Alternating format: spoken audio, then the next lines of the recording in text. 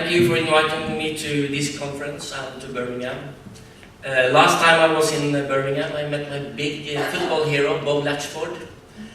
I work as a journalist, and it was a great opportunity to talk about his book and his experience with Birmingham. Unfortunately, I support Everton, but that was a good experience for me. I've been working with human rights issues in sports for many years as a researcher. I work in the Olympic Committee in Norway. I've been working as a journalist for many years. And sometimes human rights issues in sports gets quite theoretical, or we can be too theoretical. So my approach to this conference is my personal experience with human rights in sports. I'm a football coach in Norway. I'm from Oslo, and February last year, two guys from Afghanistan met at our training field. They have never been participating in football at all. They came to, they are the two in the middle there, Wahid and Nasib, and the two other guys is my companions, coaching companions. They have never trained football before, and their mentors brought them to our training field and asked could they participate together with us. These two guys, they had traveled on a lorry, literally, from Afghanistan to Iran and Turkey. They used 2 months to come to Turkey. They were beaten up in these camps, and finally they ended up in Norway. In Norway, we have approximately 14,000 asylum seekers lodged in different parts of Norway. 150 each year come to Norway, like Wahid and Nasib.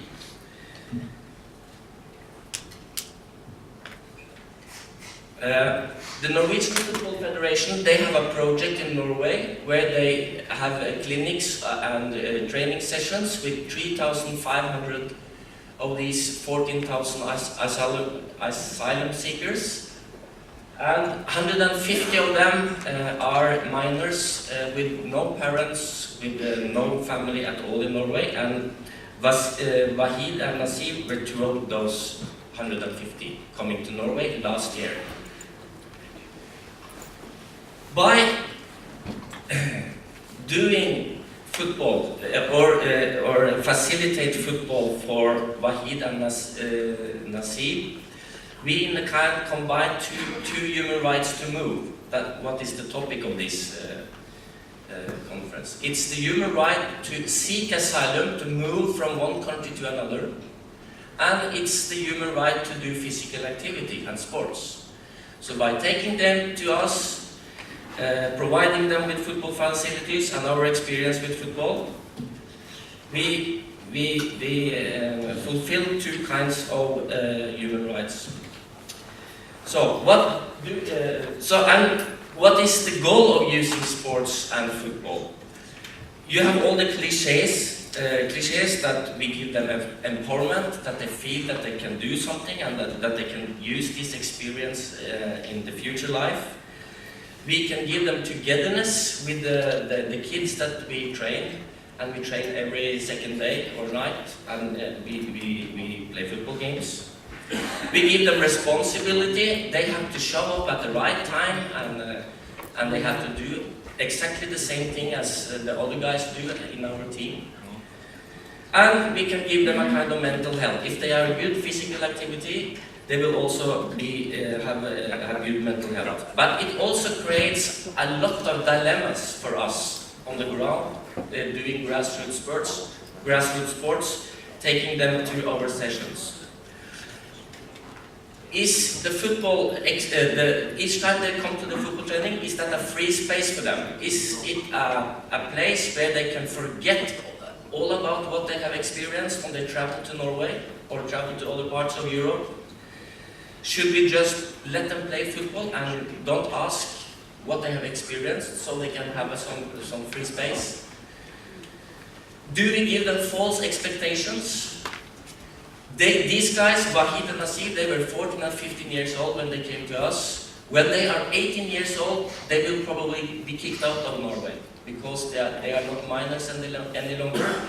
And what they have told me is that they come to Norway, the parents send them to Norway because, one, they want them to come to Norway and get a job so they can send money back, or they could establish their own home and get a family to them. And according to asylum laws in Norway, it's not like that. They are there because they were threatened in their home country, and when they are 18 years old, they will probably be sent back. So, do we give them false expectations when we take them to our football club, give them friends and things like that?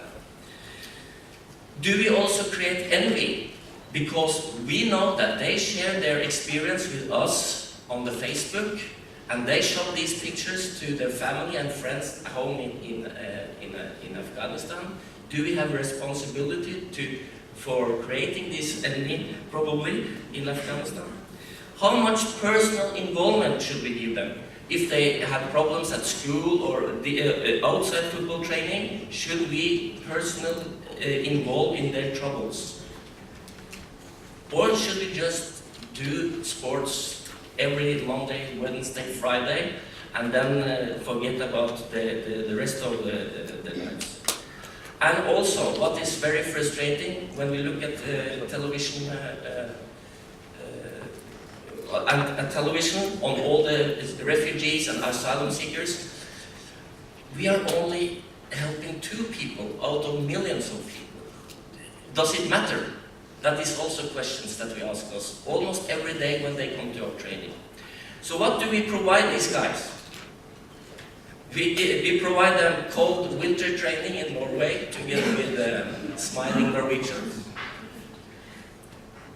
This is the first training that they came to. It's February last year. It's the first time they have a football kit at all and a vest. Wahid has never played football before. What we experienced later was that he was not interested in football at all. He was very interested in wrestling. So, but becoming part of our group also made him friends with people who had friends in the wrestling club, and later he started to do wrestling. So that was a kind of external effect of what we did. We gave Wahid his first hat-trick. He was very happy about that. He's very fast. That's the guy who wanted to start wrestling. He became the other guy. He only scored 2 goals. That's my son, so I'm a little bit. That was not good. So, but we gave him a good experience on the field. He scored a hat-trick, and he shared that on Facebook. I saw it, and he was very happy about that. He was very proud. We also took these guys to football tournaments. So here they are playing against other Afghans, or at least one of them are from Afghanistan, coming to Norway in the same way, playing from a different team, and they played against each other. I think both got a yellow card because they were too brutal to each other. But after the game, they were very happy, and you could see that the football gave them something. It's a video. We also gave them a championship title, and here you can see the celebration. I hope it's...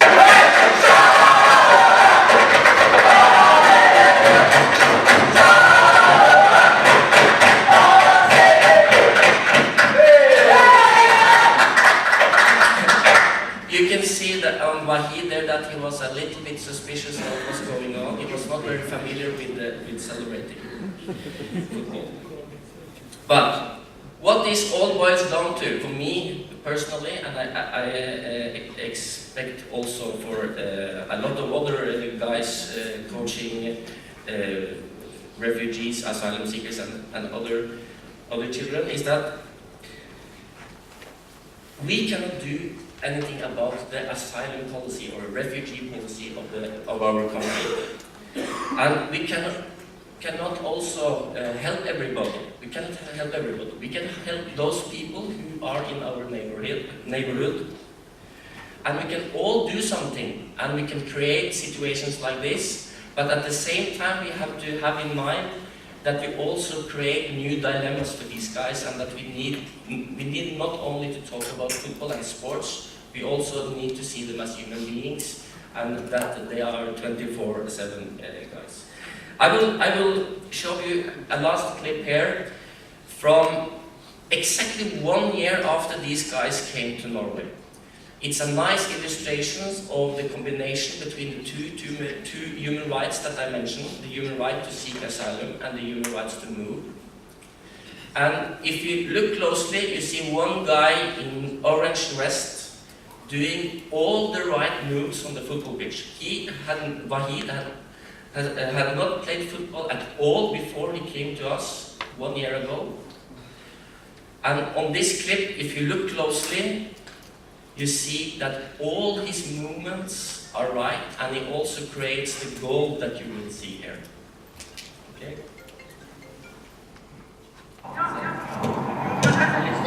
Ja,